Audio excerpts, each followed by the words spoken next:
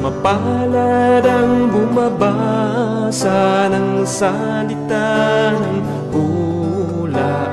Mapalad ang nakikinig at tumutupad.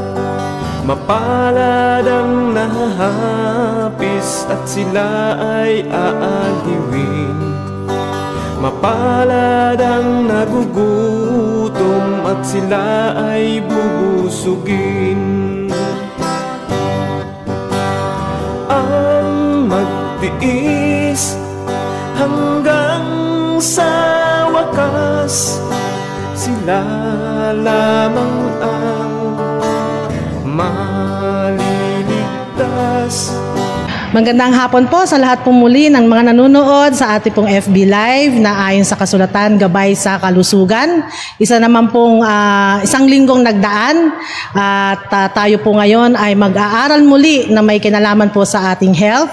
At bagamat ay maulan, isang linggo na po tayong nag-uulan. So ingat-ingat lang po mga kapatid sa ating pong ginagawa sa trabaho, sa bahay. At nawa po ay ang lahat po ay nasa kanilang mga tahanan at naway patuloy po kayong manood hanggang alas 2 or hanggang alas 5 po. At marami po tayong mga segment, meron po tayo sa kabataan at meron po tayo ng ating pong pag-aaral na series na may kinalaman po sa ating banal na kasulatan. Ayun po. So sa umaga pong ito, sa hapon pong ito ay tayo po ay napakapalad dahil tayo po ay merong kasama na siya po ay magbibigay sa atin ng testimony regarding po sa kanyang journey po sa kanya pong naging karamdaman. So bago po tayo magsimula mga kapatid, tayo muna po ay dumako sa isang panalangin. Dakila at makapangyarihang ka pong Diyos na kayo pong lumalang ng langit at lupa. Sa hapong pong ito, dakilang Ama, kami po ay nagpapasalamat sa panibagong buhay at hininga na ipinagkaloob niyo po sa amin. Thank you, Lord God, for the Holy Spirit po na siyang laging nag-guide po sa amin sa lahat po ng aming mga gagawin mula po sa aming pagkain, sa aming pong kalusugan, dakilang Diyos. Nawa po sa araw na ito ay marami po kaming matutunan kung paano po namin mapapangalagaan, paano po namin mamimintain ang health po na inyo pong ipinagkaloob sa amin, Panginoon. Thank you so much at kami po ay humihingi ng kapatawaran sa aming pagkakasala. Sa pangalan po ni Jesus, kami po ay dumadalangin. Ayan po. Sa hapon pong ito ay napakaganda po ng ating topic. Yun nga po yung surviving cancer through healthy lifestyle. So meron po tayong bisita sa araw po na ito na siyang mag-share po sa atin paano niya po ba napaglabanan ang karamdamang ito sa pamamagitan po ng malusog at tama pong pamumuhay, mga kapatid. So, hindi na po natin patatagalin at nirequest ko po si Sister Bubot po na kung saan siya po ang mag-i-introduce para po sa ating bisita sa araw na ito. Magandang hapon sa lahat at excited kami ni Sister Lisa na sa inyo ay introduce ang ating pong guest. Siya po ay dating CLC Health Director noong 1981 to 1983. At siya rin po ay dating AUP College of Nursing head dyan sa Silang Cavite. At ganun din professor din siya sa nursing sa AUP. At naging AUP Guidance Director din siya. At naging professor naman din siya ng School of Nursing sa Papua New Guinea. At nung umuwi na siya dito, ay ngayon siya ang Health Ministries Coordinator ng Morning View SDA Church dito sa Silang Cavite. At President po siya ngayon ng Cavite Health Advocate. Yan po si Ma'am Ruth Galang. Ayan po. Ayan. Yes po, Ma'am Ruth Galang. Pwede po kayong magsalita. Okay. Magandang hapon sa bawat sa inyo na nakikinig at nanonood. Maraming salamat sa inyo at inanyayahan niyo ako dito sa ngayong hapon ito. Ayan, maraming salamat din po, Ma'am Ruth.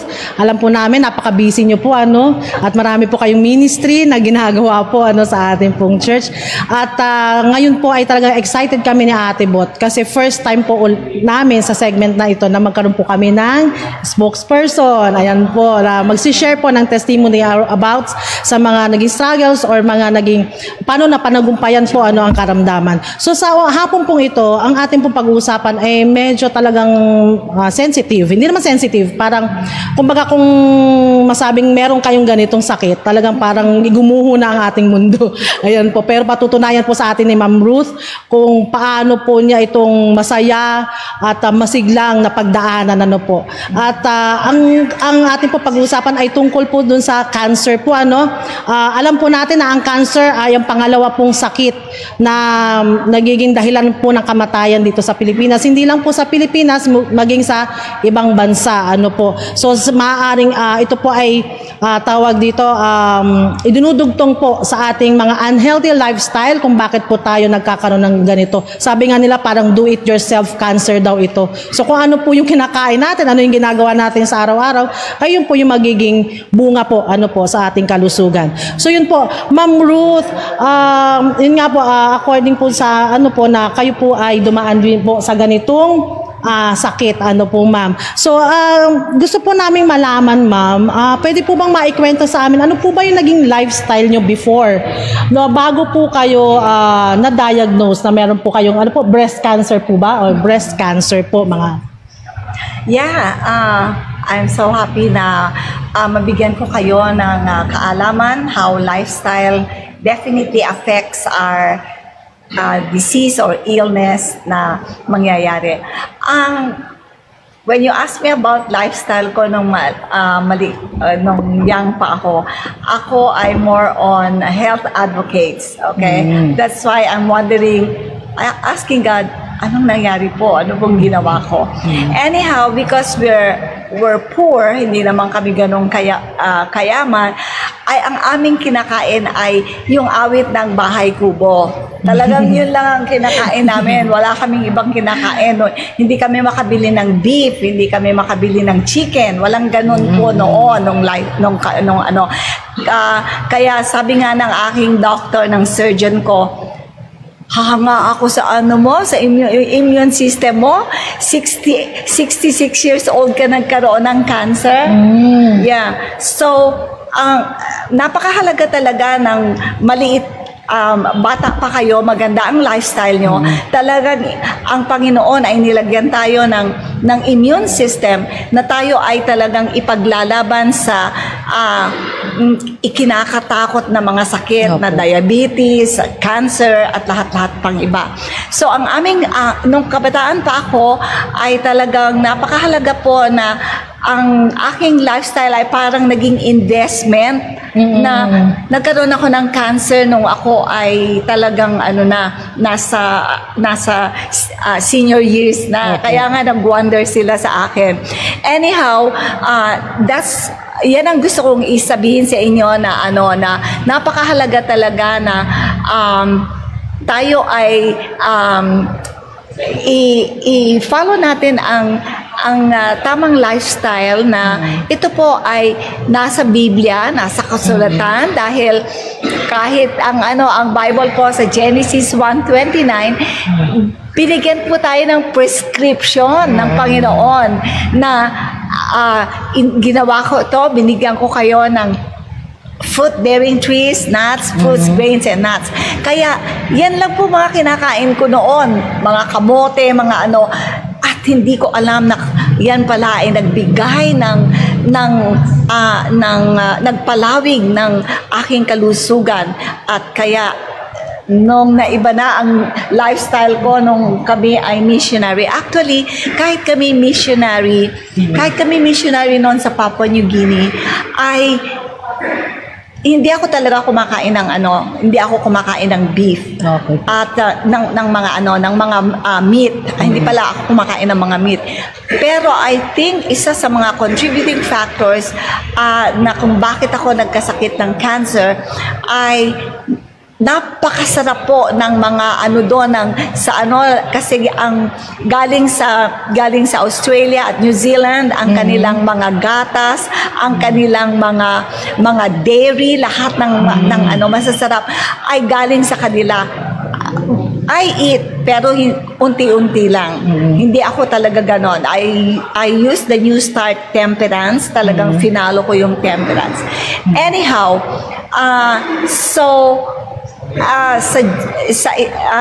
ito po ay once again ang New Start po, nutrition, exercise, water, temperance, air, rest, trust in divine ay talagang napakahalaga sa ating kalusugan na tayo ay kahit tayo magkasakit ay talagang itataguyod tayo ng ating pagsunod sa laws of health na ginawa ng Panginoon.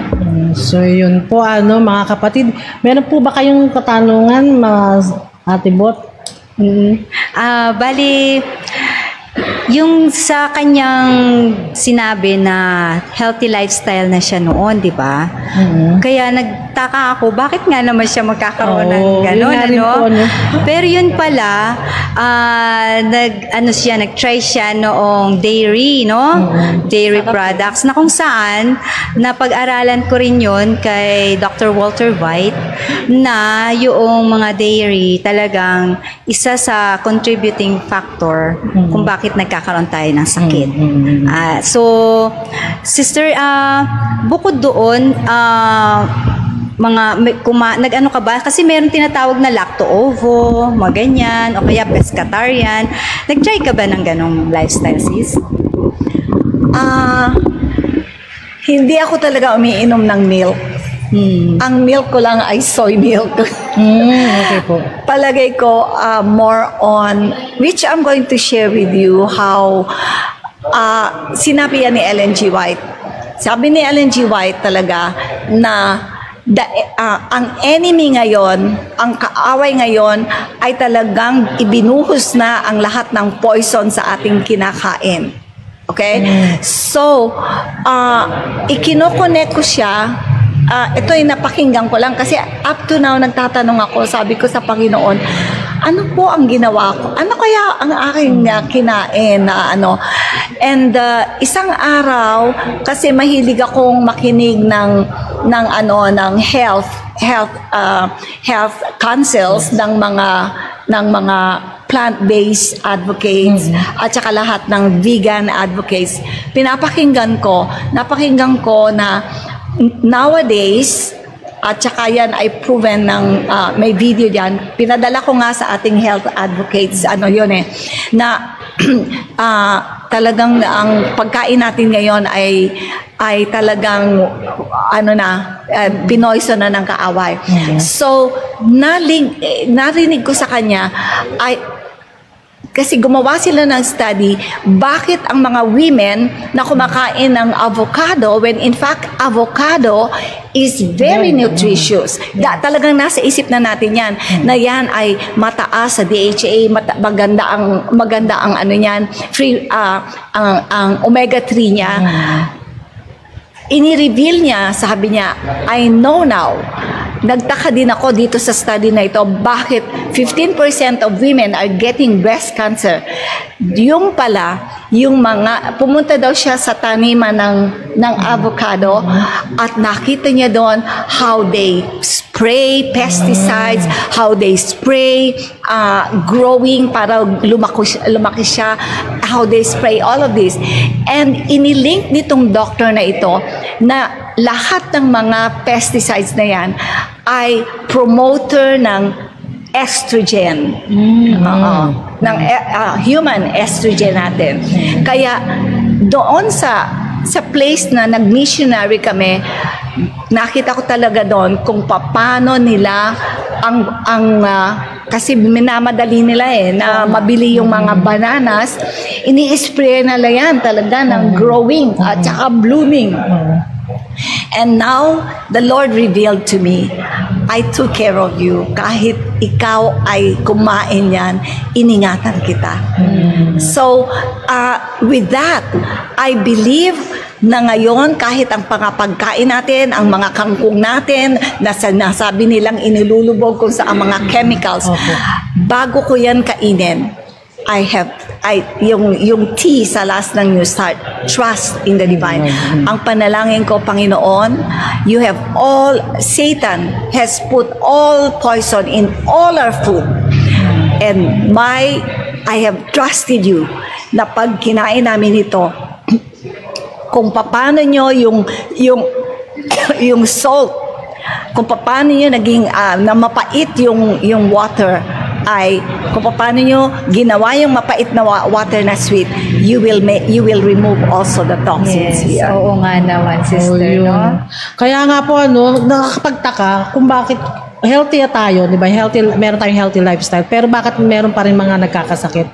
So, hindi lang po factors ang pagkain, maaaring paano siya piniprepare, paano siya pinapalago, di ba? Dahil may mga chemicals nga po, yun din po ang naging tawag dito, naging dahilan na yung anak ko kasi ay nagkaroon din kasi ng cancer, ma'am. So, nagkaroon siya ng leukemia. So, inaano namin kung bakit siya nagkaroon ng gano'n kasi kumbaga hindi naman siya exposed sa mga pagkain na hindi natin kinakain. So parang inano ng doktor, ang tanong niya agad, saan ba siya nakatira? So sabi ko sa probinsya na kung saan ay marami nag-i-spray nga po ng pampabilis bumunga na lalo po mangga.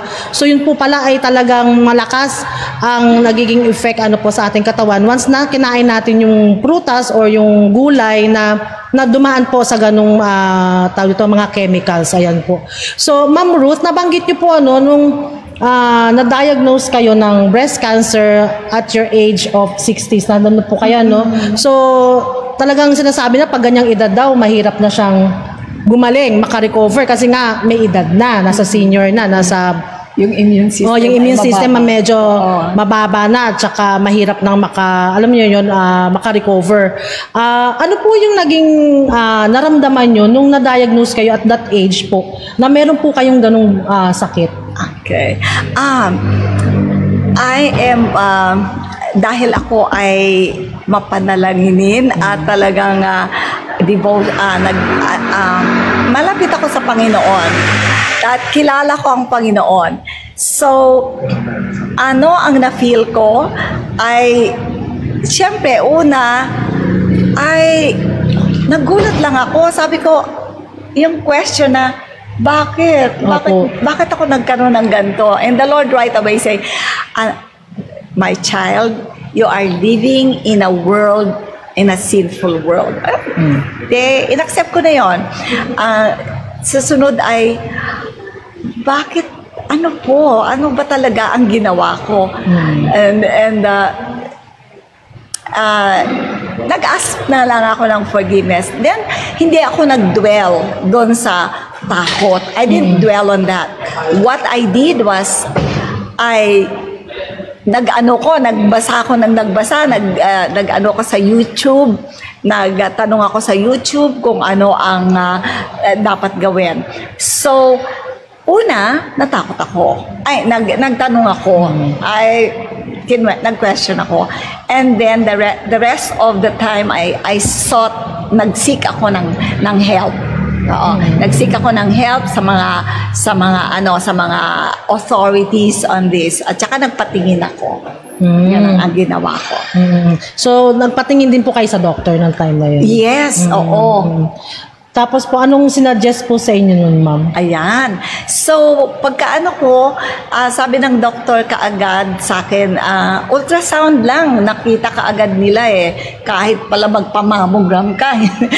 Ang mammogram ay, hindi talaga yan, hindi yan ay, diagnose agad mo. Hindi siya talagang diagnostic na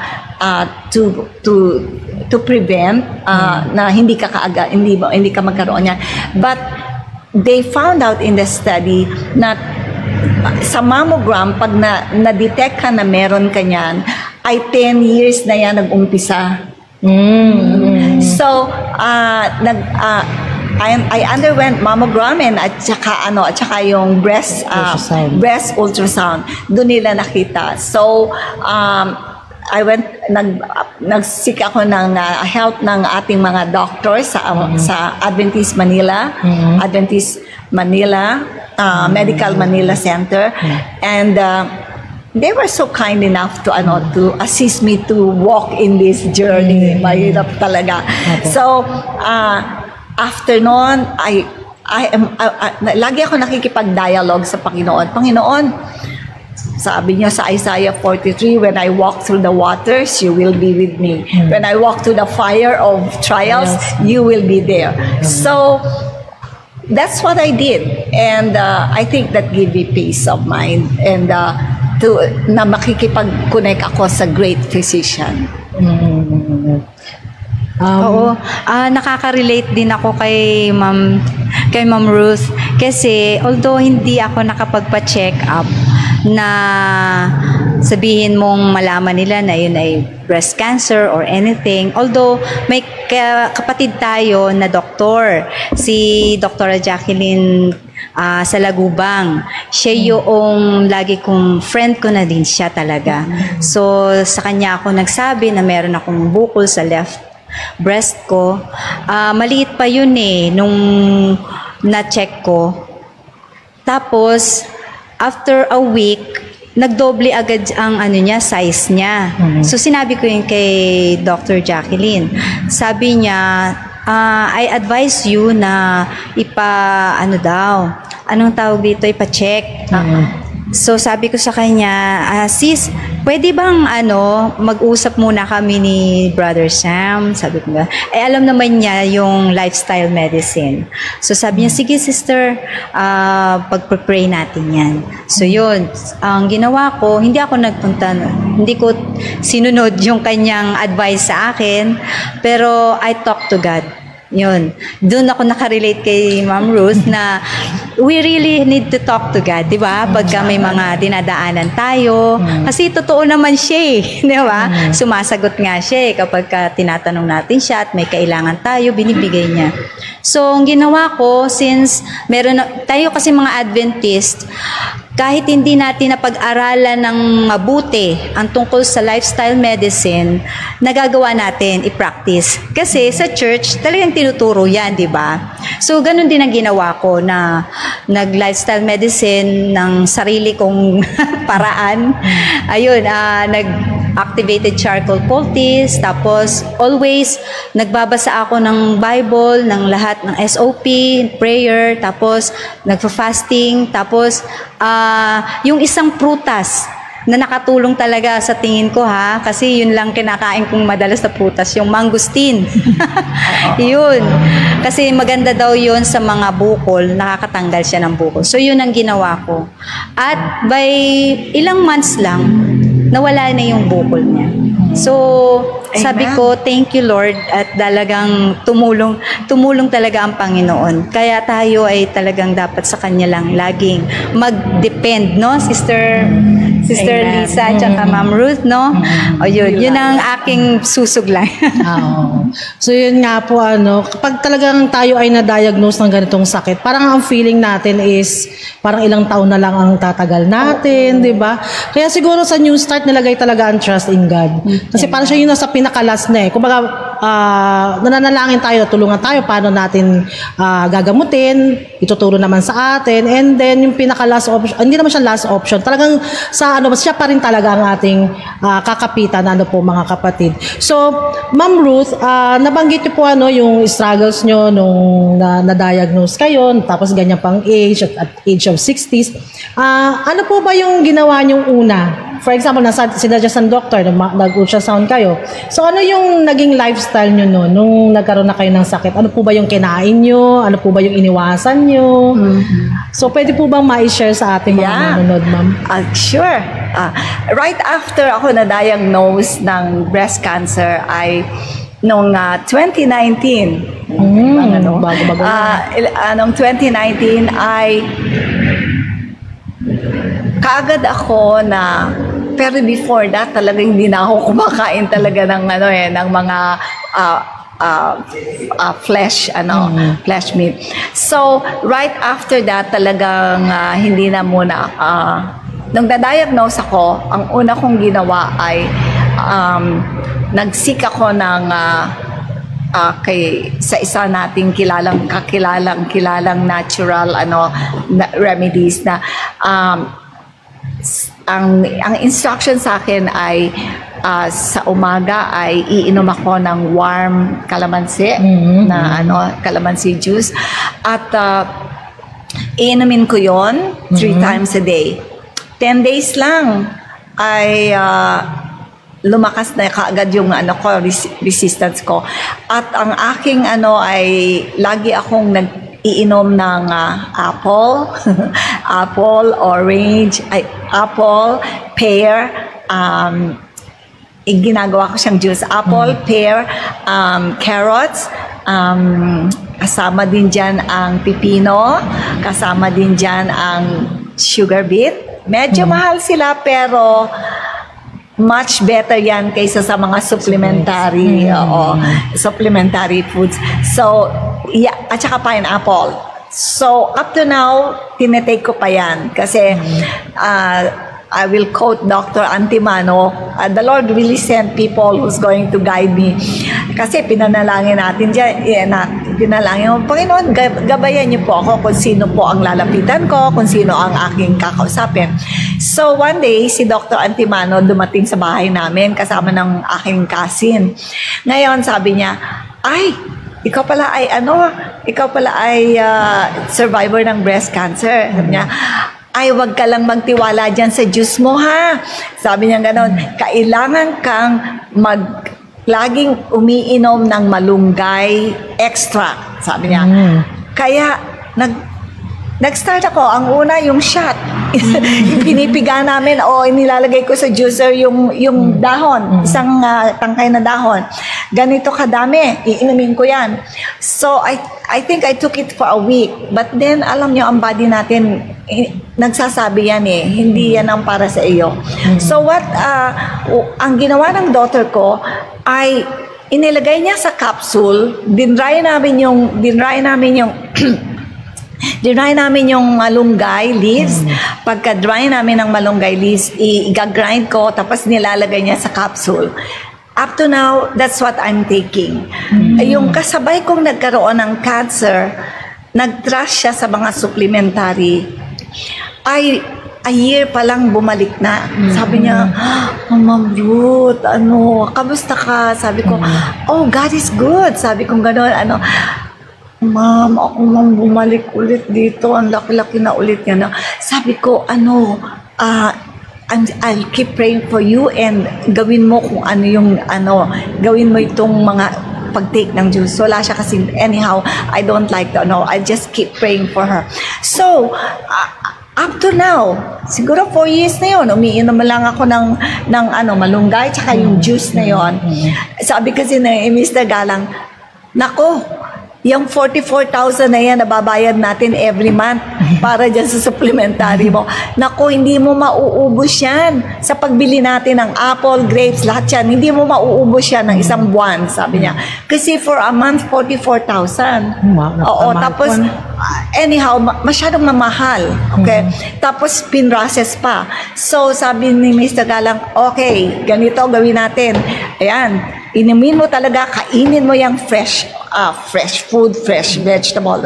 I ate half of my food was raw food that time. Or blanch, yung inano lang. Walang mantika, walang oil, walang sugar, walang salt.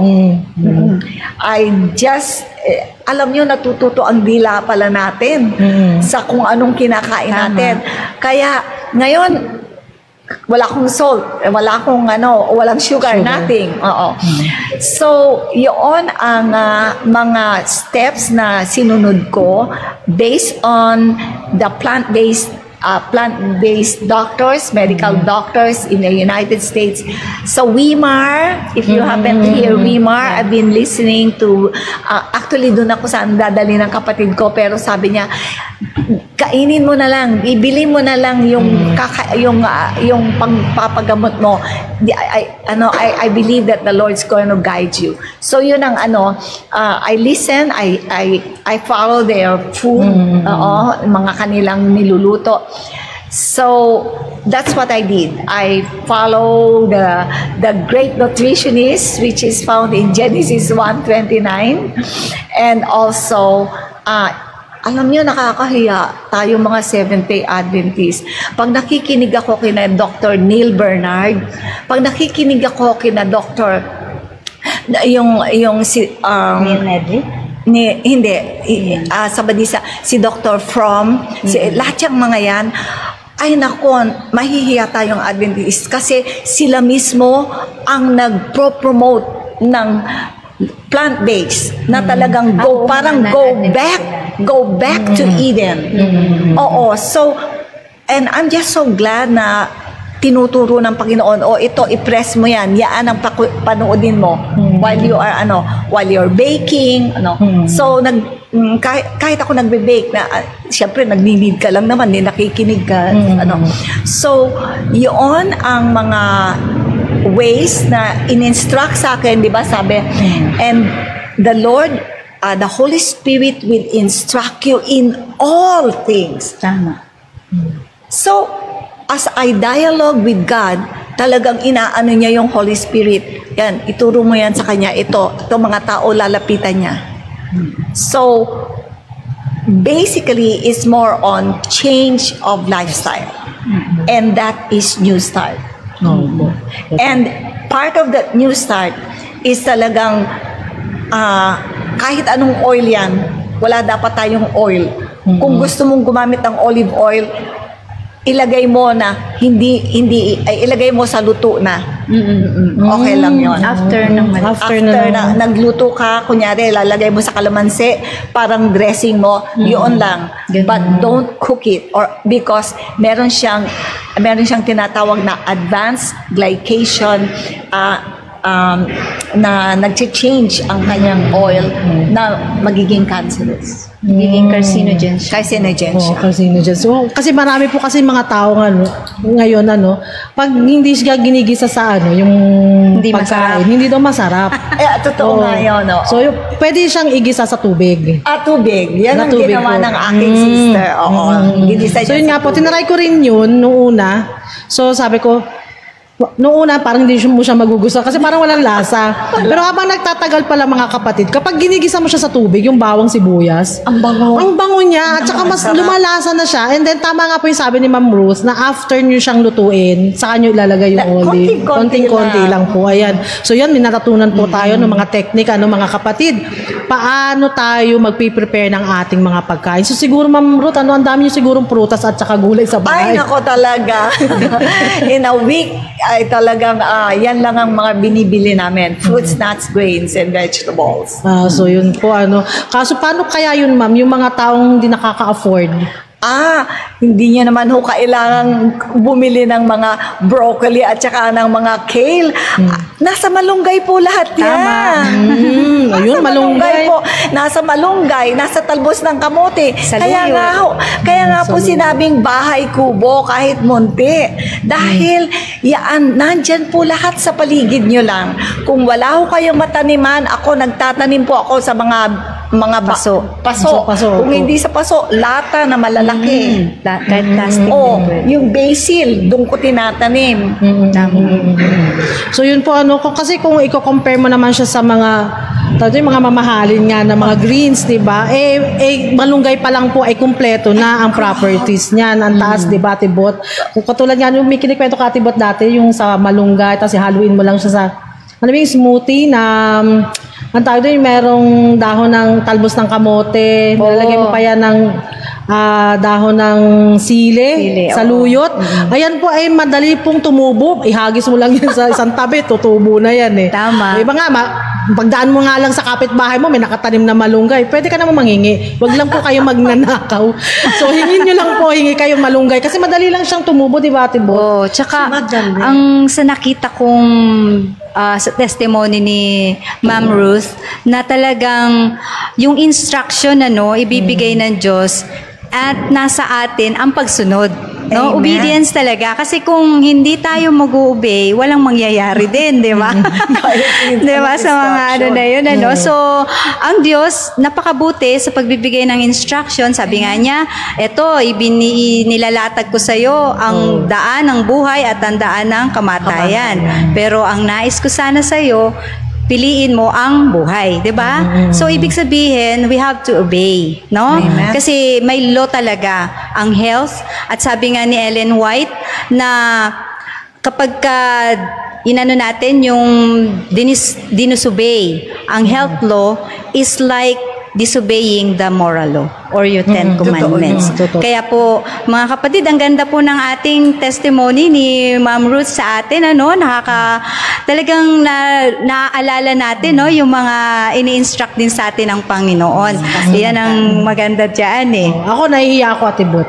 Bakit? Kasi yung sinasabi niyang lifestyle niya, parang, alam mo, parang wala pa ako sa kalahati nung mga ginagawa niya, ng mga ganyan. So, parang sabi ko, naku, ay sa ganitong katawan.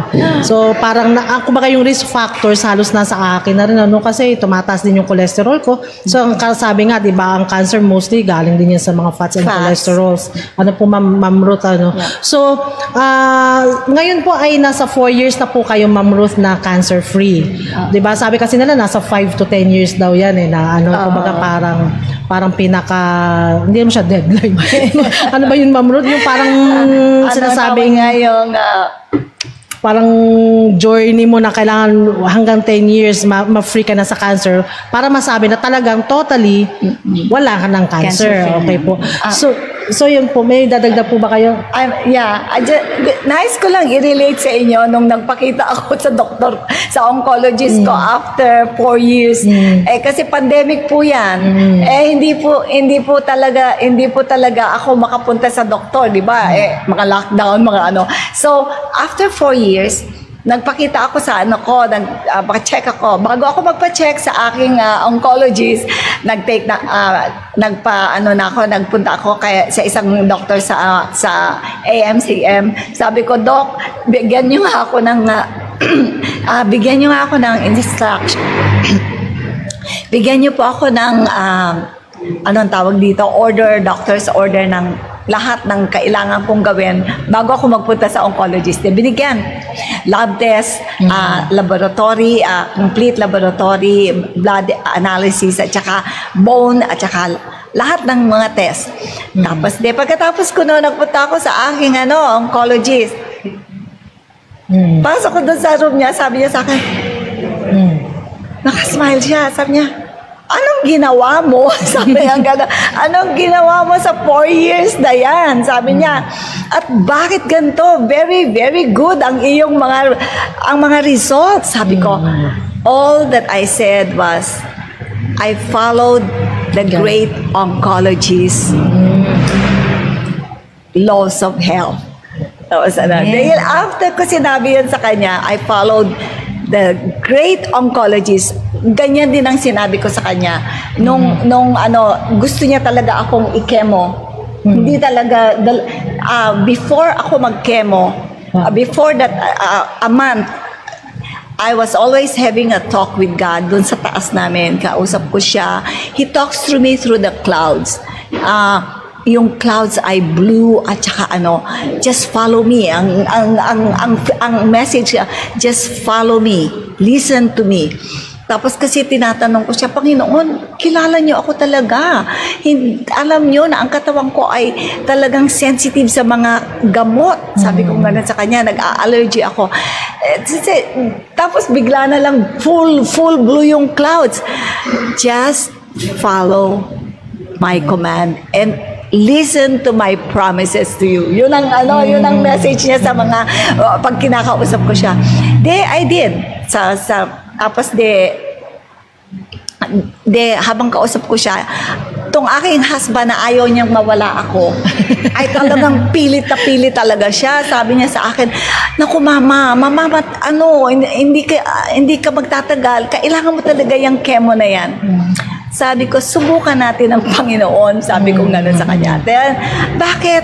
Nakakausap mo ba ang Panginoon? Sabi niya gano'n sa akin, oo papa.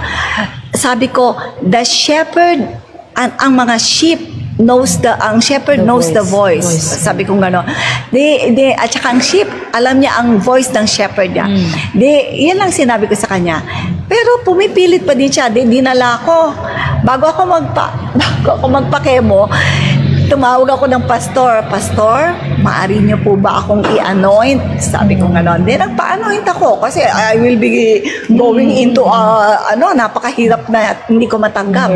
So nagpa-anoint ako kasi sabi ng Panginoon, remember, sabi ko, submit to your husband. Magkakaaway-away lang kayo. Sige, submit ka lang.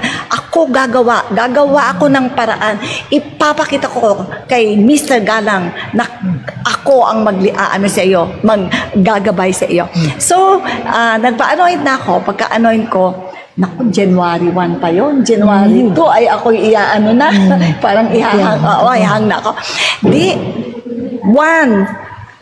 Magagaling na magagaling na phlebotomy na ilagay. Putok.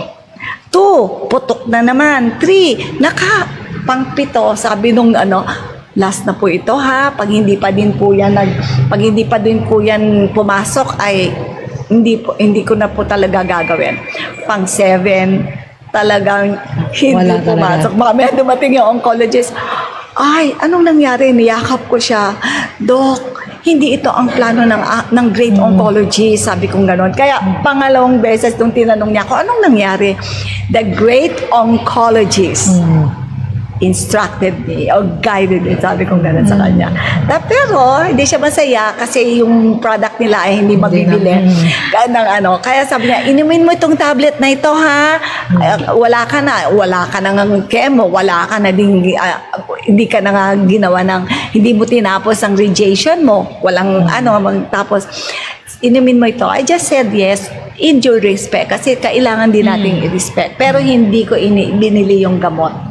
Magpapakita na lang ulit ako sa kanya pag So that's what I'd like to share with you. If you follow the kung sino mang great physician na yan, great oncologist na yan, listen and obey. Ayun po, napakaganda po ng testimony ni Ma'am Ruth. So, kung tayo lang po pala isusunod, sa instruction ng ating Panginoon, ay, napakarami po mga doktor malulugi. Marami mga oncologists po magpapalitan ng kanilang career. Magiging mental health. Sa mental health, pwede rin po. Po. So, yun po. So, ibig sabihin, Ma'am Ruth, during po nung inyong journey sa inyong naging karanasan, so wala po mga naging complications or wala po kayong mga naging ibang sakit po aside talagang nagtaka ang aking surgeon. Sabi niya, awi ka pa lang, naglalakad ka na at sa ka pa, parang hindi ka na operahan.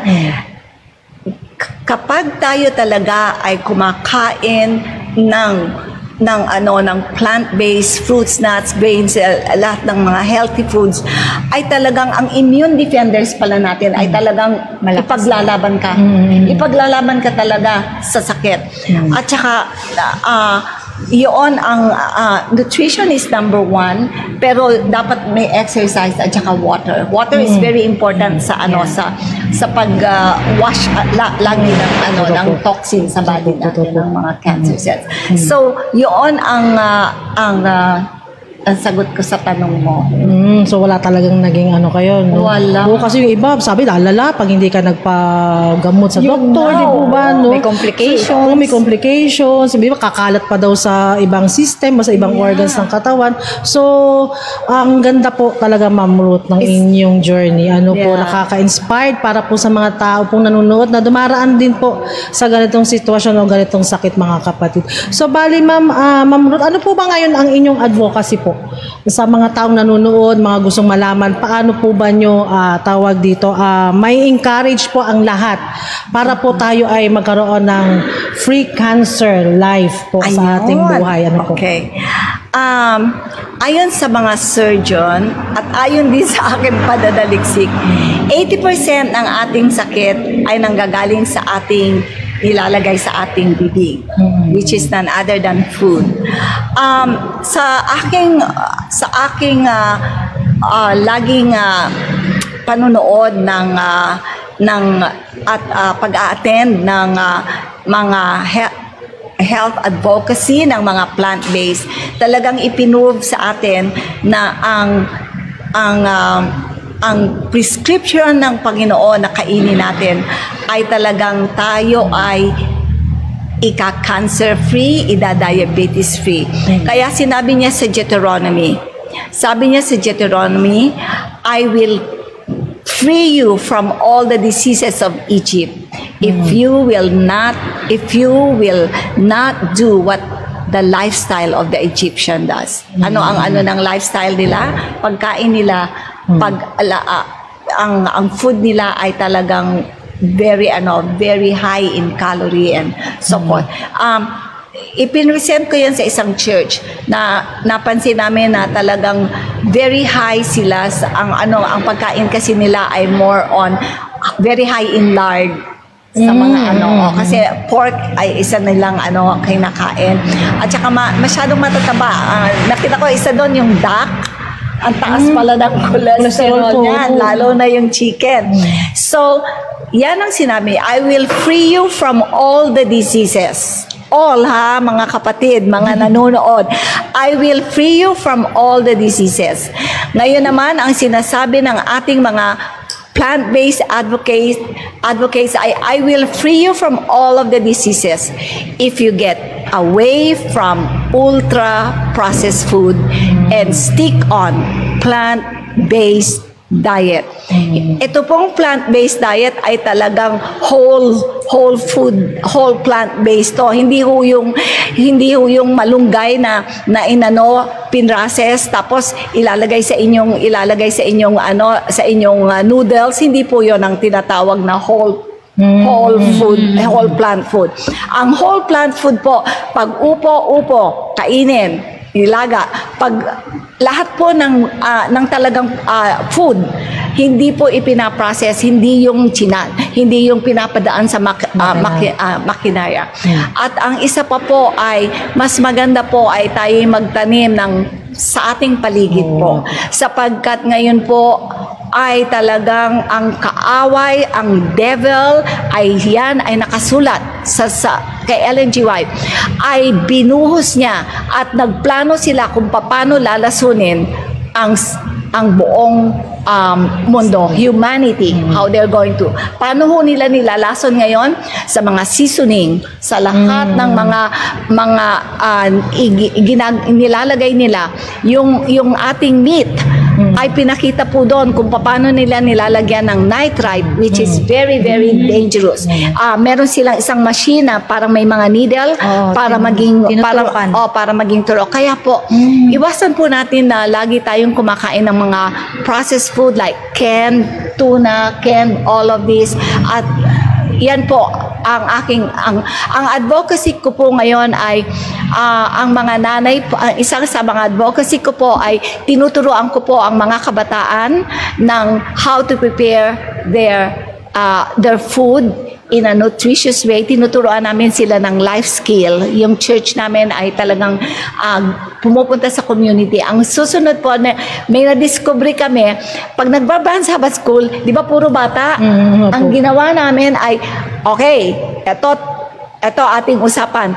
Dadalhin nyo ang mga nanay nyo dito. So habang nagbabrand Sabbath School, ang mga bata, ang mga nanay man ay tinuturuan namin kung paano maging ilaw ng tahanan, kung paano maghanda ng mga pagkain sa kanilang mga anak, na ito ay ang kanilang anak ay magiging malusog at sila ay magiging mabuting mamamayan dito at sa mamamayan sa dadating na bayan na ating inihintay. Ayun, thank you Ma'am Ruth. Napakaganda po ng advocacy ni Ma'am Ruth sa atin at sa mga tao nanonood.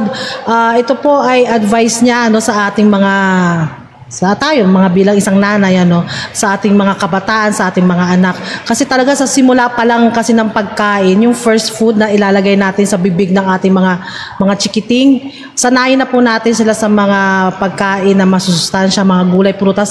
Kasi kapag sinanay po natin silang pakainin agad ng mga pagkain na may mga preservatives, hanapin po kasi ng dila nila yun. Opo, kasi yung dila nila masasali na sila sa meat, sa mga maasukal, sugar, sa mga mamamantika. So yun po, ituruan po agad natin sila ng kumain ng mga, ano ba yun sa Batangas, bulanglang. Alam mo yung bulanglang? mga gulay na pinagsama-sama yan. Ayun, pagkain na siya. Di po ba, ano? Sa plato natin, kung ano daw yung nakalagay sa plato natin. Yun na yung magbibigay o magdudulot sa atin ng kapahamakan or ng ating kalusugan. Ayan. So Ate Bot, meron pa po bang masasabi? Salamat. Nagpapasalamat ako kay Ma'am Ruth dahil isa siya sa naging tinatawag na nagbigay din sa akin ng idea kung paano gawin ang mga tulad ng Health Expo at saka ganun din sa mga barangay at sa mga community. Kasi magkapitbahay lang kami actually sa Silang. So, niyayaya niya na nga ako eh. Sabi niya, bakit dapat dito ka nag-church? O nga naman. At talagang itatry namin na makasama ako doon sa kanila kasi napakaganda. At ito naman ay dinadala din naman natin dito sa Dasmachi. At ipa-plug ko na rin po na sana po sa Santa Lucia sa September 24, magkakaroon po tayo doon ng Health Expo. Makakasama rin natin si Ma'am Ruth doon at para ma-bless ang Barangay Santa Lucia. Nawa ay makasama din namin kayo at ipag-pray po natin na ito ay magkaroon ng live broadcast para naman makasama natin ang mga nanonood dito sa Ask. Ayan. So maraming salamat po, no. Ma'am Ruth, alam mo, ang bitin tayo sa oras. Diba? Kasi 1 hour lang tayo. So, napakaganda po ng inyong life story. Ano po, sa inyo pong naging nakaranasan, sa inyo pong pag-share sa amin. Alam ko marami pong nanonood na talaga naman pong maraming napulot na aral po, ano, at saka paano natin maiwasan or paano tayo lumaban sa ating pong mga nagiging karamdaman. Yung nga po, sagot nga is trust in God. Yun lamang po talaga at saka follow His instruction po sa atin. So, ayan po, meron po ba kayong mga huling sasabihin sa mga manonood? Pagka po kadalasan po ang nangyayari kapag pinagaling na, ay magaling na ako, pwede na ulit akong kumain ng ganito. Cheat. Talaga pong talaga pong challenge po yan. At kapag po yan ay very strong ang kapag tayo ay nakikinig talaga sa kanya, maririnig mo, o anak, o my daughter, lagi ko yan naririnig, my daughter, you remember? Yan. You remember? Yan ang nag-cause ng kaya kapag tayo po ay natetempt, balik po tayo sa Panginoon. Panginoon, tulungan niyo po ako, bigyan niyo ako ng lakas. Sabi nga ni David, I will proclaim the glory and the goodness of God every day. And this afternoon, I can really proclaim God's goodness, healing grace sa akin, sapagkat every day it's a fresh day na pinapasabi niya lagi sa akin, I will be with you. I will guide you in all your ways. Yan po ang nais kong sabihin. Trust in the Lord always and He will direct your path. Amen po. Napakasarap pakinggan. Alam mo natin, meron tayong great physician po sa ating buhay, mga kapatid. So yun po, meron po ba kayong babatiin bago po tayo magtapos, mga kaatibot? Okay. Oo, batiin natin ang mga nanonood sa atin. Si Mami Angelina Patalinghog. Hi, Mami. So, meron ka ng tips na napanood, At kay Ate Neng, andito na siya. Si Ate Neng Maria Victoria Ramos, Filomeno. At si Mama, yung mother ko, nanonood din. Praise the Lord. Hi, Mama. At si Sister Chet Lim Pulpulan. Hi, Sister. Kumusta na kayo dyan sa Valenzuela? At ganun din si Sister Doralyn Berber. Hello, Ma'am Ruth. O yan, nag-hello siya sa iyo. At ganun din si Brother Bong Cleofas, si Sister Berna Argente, si Sister Daryl Meralles. O sis, kumusta ka dyan sa Middle East? At si Sister Kirma Karyaku sa Cyprus. Hello sister, thank you ha. Lagi kang nanonood sa amin sa AS. Si Ate Ruth. Hi Ate Ruth. Thank you so much. Good afternoon daw, sabi ni Ate Ruth. Si Ate Ellen de los Reyes. Hi Ate Ellen. At ganun din si Brother Gary Gloriane Escoses. Galing kami dyan kanina ni Ma'am Ruth. Thank you Brother Gary. So salamat din sa iba pang hindi namin mabanggit. Salamat sa inyo at napakabilis nung pag-ano ng Kasi Ma'am oras. Ruth, meron po kayong babatiin po. Wala naman, kaya lang nais ko magpasalamat sa inyong binigay sa akin na pagkakataon at binigay nyo na ako ay maanyayahan dito upang makabahagi at i-proclaim the goodness of God. Ayun po, maraming salamat po. Sana po hindi po itong una at hindi rin din po itong huli para po kayo ay aming maimbitahan pong Okay huli lang para po. makapag-share po ng may kinalaman po sa ating kalusugan. So maraming salamat po mga kapatid po sa pagsama sa amin sa isang oras po ng ating programa na ayon sa kasulatan Gabay sa Kalusugan. At antabayanan nyo lang po after po nito ay ipagpapatuloy po natin ang programa na may kinalaman naman po sa mga kabataan. So maraming salamat po sa lahat ng nanood. Nawa po ay mga kapatid ay marami po kayong natutunan po mga kapatid sa araw po na ito. At nawa po ay patuloy lamang po tayong sumunod kung ano man po ang ibinigay sa atin ng ating Panginoon na may kinalaman po sa batas po ng kalusugan. So bago po tayo magtapos ay ating pong hinilingan si Sister Bubot po para po sa ating closing prayer po. Sige po, tayo po ay manalangin. Dakilang Diyos, amang banal na makapangyarihan ka po sa lahat. Maraming salamat po sa iyong biyaya na ipinagkaloob niyo po sa amin. At salamat po sa testimony ni Ma'am Ruth na kami po ay na-bless talaga at ang aming mga manonood. At kayo po ang dakila naming oncologist, ang aming great physician. Amen. Thank you so much, dear Father, for loving us with such an everlasting love. And thank you na kami po ay inihanda mo na kami ay dadalhin mo dyan sa langit kasama ng aming mga kaibigan na sila man din po na makita nila ang kagandahan ng loob mo sa kanila, sila man din po ay tumanggap sa iyo. Salamat po Amang Banal. Ang lahat na ito ay aming hiling at dalangin sa banal at matamis na pangalan ng aming Panginoong Hesus. Amen. Amen. Mapalad ang bumabasa ng salita ng hula. Mapalad ang nakikinig at tumutupad. Mapalad ang nahahapis at sila ay aaliwin. Mapalad ang nagugutom at sila ay bubusugin. Ang magtiis